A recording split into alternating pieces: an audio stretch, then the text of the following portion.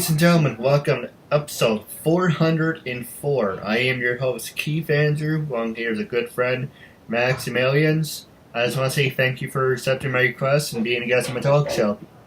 Very welcome. I'm honored to be here. Now, for people who want to know what my talk show is about, the whole point of my talk show is to show people that even with having a learning disability, I can still amount to something. And at the same time, I'm able to turn myself into an example for people out there dealing with any types of learning disabilities and disabilities to never give up and to prove people wrong. Show them that labels do not dictate who you are and who you're going to be. And to prove to them, you can hashtag break the labels. So that being said, half hour, 45 minutes of your time, say anything you want, talk about whatever you want. Freedom of speech, freedom of self-expression. And starting off, what can you tell us about yourself? Well, I'll start off where I was born and raised. I was born right where I'm at right now, Key West, Florida. Wonderful place to have been born and raised. It's the magic from the Atlantic where it meets the Gulf. Beautiful people from around the world. So the atmosphere here, being here, it was a great upbringing. Like I said, meeting people across the world. And I started really young in the entertainment industry. With my aunt, who run the Old Island Day beauty pageants for the state of Florida. And I was at the age of 6 years old, I was doing the intermissions between the beauty pageants. So the life here, like in Louisiana, in Florida here, downtown from being the world, I started playing music, playing the drums, and got to know everybody. And after a few years, decided to go into an entertainment agency, knew all the right people. With my family as also in the days, my father was in films, and the days I worked with back in the days with Ernest Hemingway, a lot of the films out of the Sloppy Joes, Captain Tony's on the Wall Street of Key West, Florida.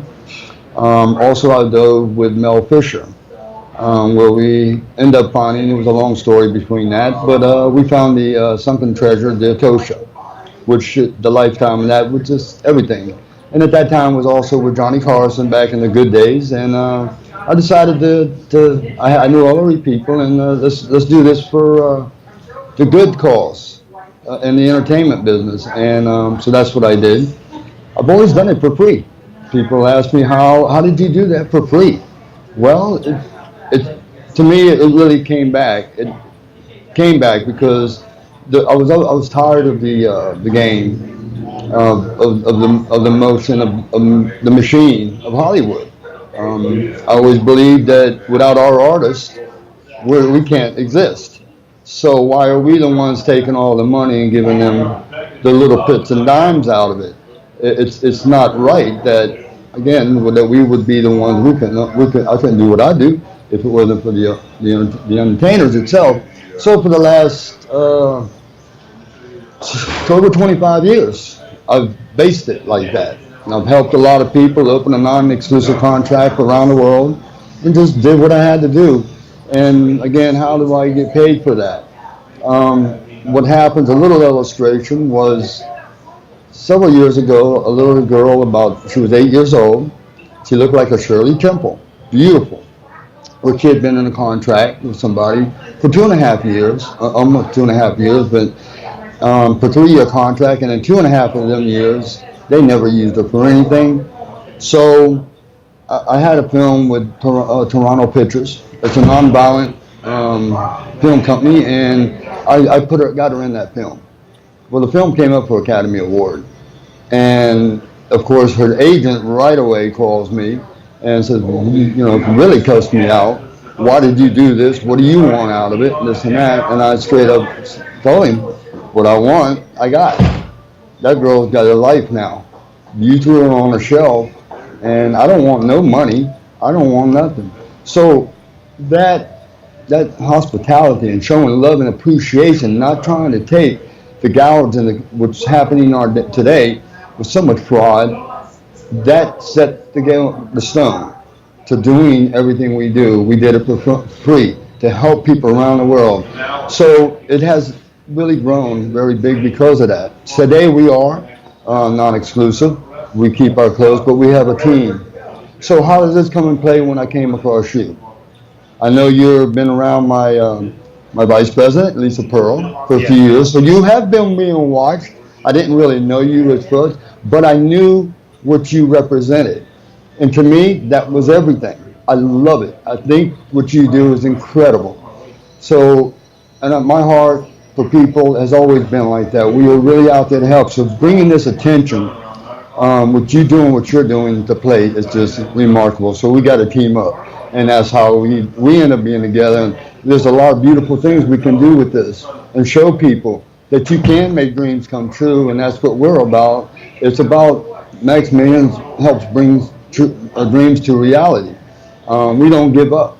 We're there for people, and as a family should be, we're there to counsel them and talk to them and show that we don't need to do this. We all join together with peace. We can really go further and quit all these riots and all this stuff. I'm also now running as a manager and promoter at this point for the furthering of the bus from Woodstock.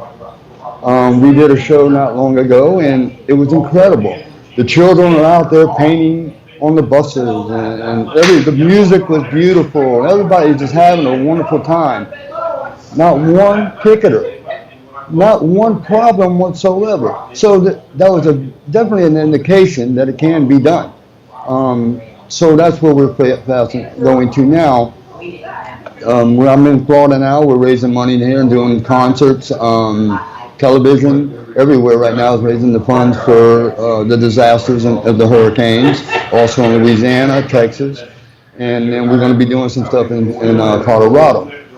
So the more the better that we have the disability people that don't feel that they got it, or people ignore them like there has been many times. We're here. We want them to stand and come join us, because everybody in one way or another has some type of disability. Okay, the stigmatize one from the other is ridiculous. I have a disability. Most people in my life know me because I can't spell. I've been to every college, I've been everywhere, and they've even been told it's our English language, the way it's spelled, I just can never get it. My grammar is terrible, but I fought through that, and not knowing, in the old days when I got started, of course, it was always physical to meet our clients all the time, or investors, or what it may be. But with the new age of with internet coming in, I went back to college. I took a typing course. I took a programming course. But the honest to truth, got it in my head, but I couldn't even read my own notes because I couldn't know how to spell. And it was like, oh, I'll never make it. I'll never be able to do this. Well, with the help of friends who overlooked that disability of mine, it actually turned itself around to be to something good. Because now because of hackers and pretenders all over the internet, it was almost like a brand. It signatized me. Oh, that's Max for sure. We can tell the way he puts things together in a sentence. What's missing? Which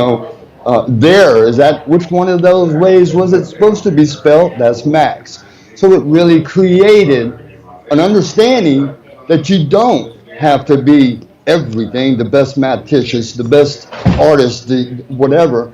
Everyone has a disability of one sort or another, and it can benefit you in the long run, like this is doing this for you as well. Right now, us joining together to bring even more people to stand up and not be afraid and not be discouraged and not let the bullying, which comes very much with that. We stand behind, even Selena Gomez and the rest of them who stand behind bullying. That all comes in the same line to that. So I take this opportunity again to thank you and to be very, very pleased to join hands and coming together and putting out everything that we need to do to join people and let the people know. Stand up, because even you and your disability may be what we're looking for, because we want bringing it to the real with Max Millions. And there's no more of that standing on the backside and waiting for somebody. We're here. And there's many people following now and starting to understand.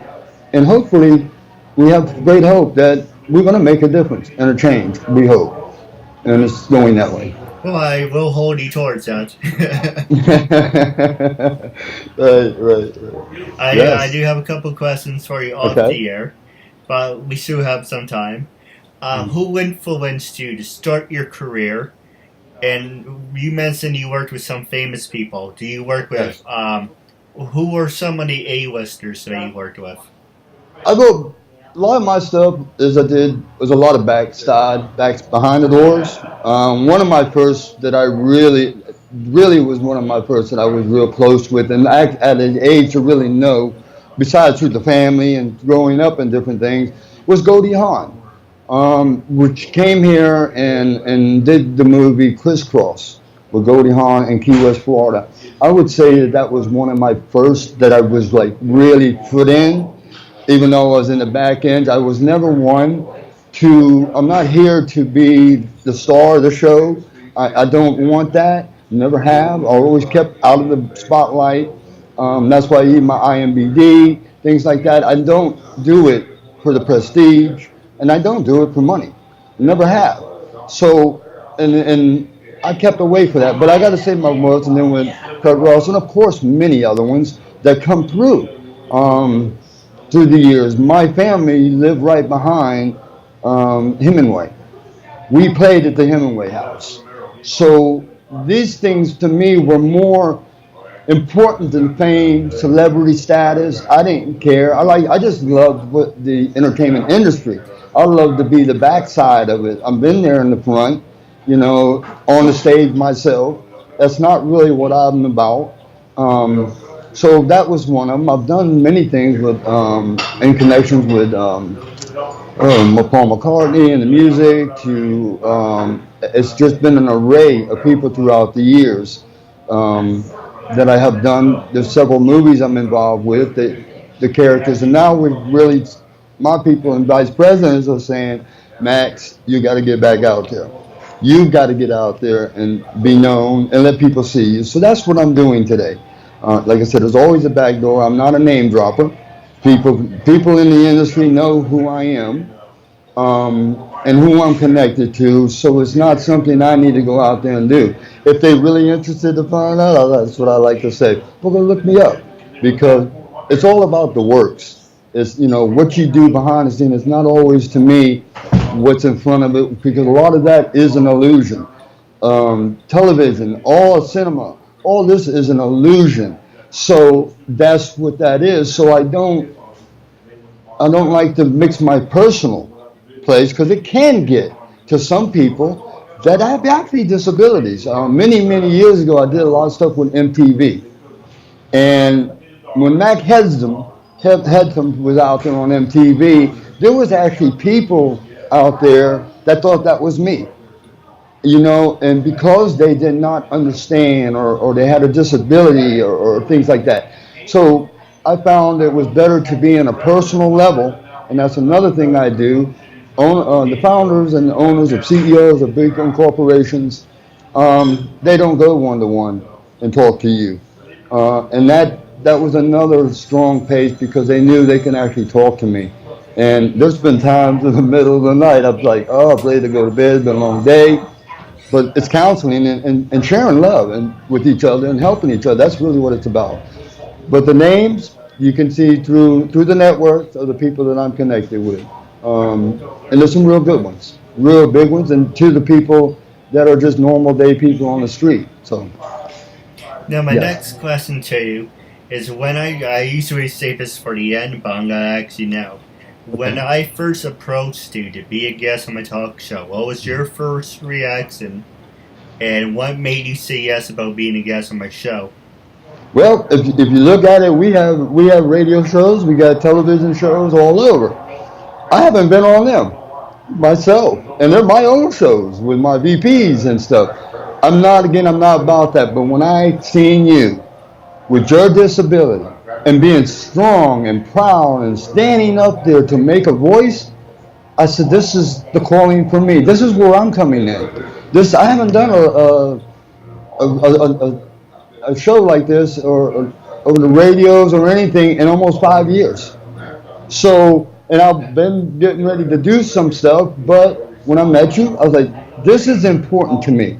This is a message that needs to go out because, as is this is my saying, if I would have crawled up and said the world ain't gonna listen to me because I can't spell, the world I'm not savvy in the speaking, languaging and speaking, they're gonna turn away. I didn't give up.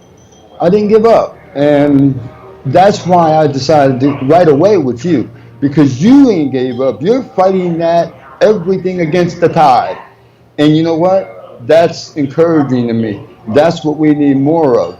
And that's why I said yes. And not only did I want to do the interview, we talked further than that. Now we're joining hands and making this blossom even bigger and better to help others out there, to break that cycle, to being afraid or whatever their fears may be.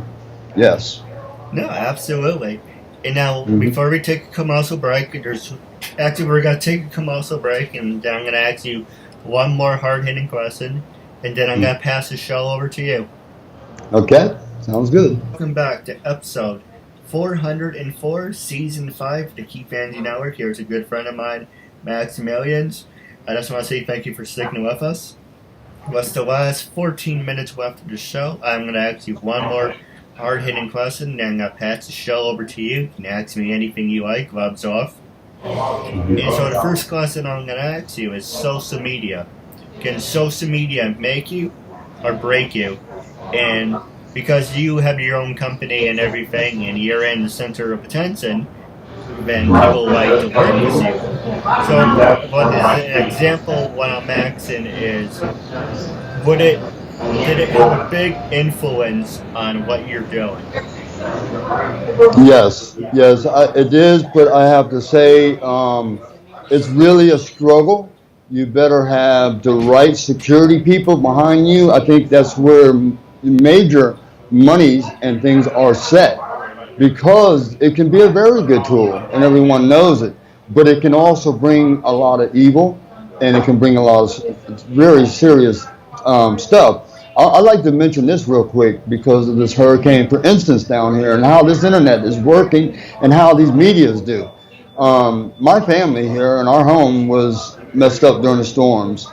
So my family, of course, they got insurance, but they also go into FEMA, for instance. And we went there to go see about it the other day, 4 trips to go there. And when we get there, well, they're registered. Well, my stepmother had went on her cell phone and started it, okay? It never finished it, never signed it, never did nothing. But yet, when we got there, somebody had already got it. Somebody had done hacked the FEMA system, right? And they put their own address. So we caught that yesterday. So that's what I'm talking about when you talk about the media. Yes, it's very good, but in the same way, if you're in this business, you better be careful because they will hack you. They will come in and it will destruct, and it's very, very complicated, really. Lawyers got to be on hand all the time. So it can be very bad. But then again, in the same way, of course, myself, be honest with you, I like other media outlets more than I do the main, which I won't mention. But yes, because of that same factor we've had in the past. Protocols that we put in place that you have to check out everybody because it's dangerous. But yeah, it can be good and bad. And I think most people know that today, or what's happening with it. But yeah. No, absolutely. And a perfect example is look at Hurricane Sandy, when Channel 13 had a whole show and they had like a Who on there and everyone. Mm-hmm. But only 30% of that money went to people in need, and where did the other half of that money go? Right. Exactly. And that's shameful to say. Again, I've seen it happen when it was in Haiti. When that happened several years ago, they came to me. They were putting a big concert up and raising money for Haiti and things like that. I was afraid of it. I didn't want to get in, but some of my clients were getting involved with it. And guess what? That's exactly what they did. They took the money and they ran. And it's like that happens all the time. So you need to be very careful in this business. It's not with this media and all coming the way it is. Yes, get you a lot better outlets, get you all over the world, everywhere. But it also brings all the bad with it. And, so it's you got to keep that security real tight, real tight. And after years of learning it, thank God I'm lucky because my people within me are geeks. They know the system. They know, work for HP and a lot of all these other ones as techs. So they already know what to look for and how to search some of these but we still get them. We still get them all the time. So it's a good and bad. No, absolutely. Yeah. Now, with the last 9 minutes left, was there any subjects you wanted to promote? Anything you want to ask me? This is your time after all. Yeah, I'd like to go real quick right here. I would like to let everybody stay tuned because there is a lot of things happening. Like I said about the Woodstock return. We're traveling everywhere. We just did a show with Lucas Nelson. There's some other activities going on from film to some television series, which now with us getting involved, we're going to be bringing a lot of the arts to you. Also the arts, paintings. We out of Brazil. We're doing some stuff out of Brazil. We have an office in Brazil as well, which we're bringing a lot of the arts and all these kind of things in place too. So just keep ahead and keep coming in and watching what's going on, and you're going to be amazed at what's being filtered out. And it's really beautiful stuff that's happening underneath all the disasters that seem to be happening everywhere. We also have a big show going out in Puerto Rico to help raise monies out there. I think that's on the 22nd. I'm not sure the date. But anyway, kind of keep out for that because then people did hurt a lot over there too. And then again, keep tuning in, and keeping up with the updates. Yeah, absolutely. I do have a couple questions for you off the air. Okay. But we're wrapping up. How can people follow you on social media? Are you on LinkedIn, Twitter, States 32? Yes, the best thing to do is go to my website because most of the links there, and there are some being updated, because I've got several Ning sites as well that are inside there that you can go to and see what I do there. So the website is www.max, M-A-X, millions, M-I-L-L-I-O-N-Z, enterprise.com. And they can find it. Well, and they can contact me. Oh, go ahead. I'm sorry.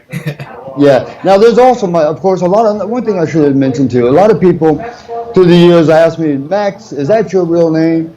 And I want to tell everybody, no, it's not my real name. I've had that name since I was about 6 or 7 years old. I met the real Maximilians in Key West, Florida at that age. And at that age, I just loved it and asked him. And I added where the Z's at used to be in my young years, used to be a $. So it was actually spelt right, Maximilian, but with the Z it was a $, and after the N, because everybody was wanting to try to copy it. So that was my brand to try to do it. But my real name is John Avila. That's A as in apple, V as in victory, I-L-A. I don't hide it. I got a Facebook page there too. So you can find me through that too. I just want everybody to know because it's been a question through many years. And it's like, I don't have my real name, but most people know me by Max and address me by Max because I've been doing it for so many years. So, but yeah, that's about it. No, absolutely. Yeah. Now stay tuned if I have a couple questions for you off the air. But wrapping up our interview, it was a real honor to have you as a guest. I'm looking forward to working with you down the road. Same here, and I appreciate it.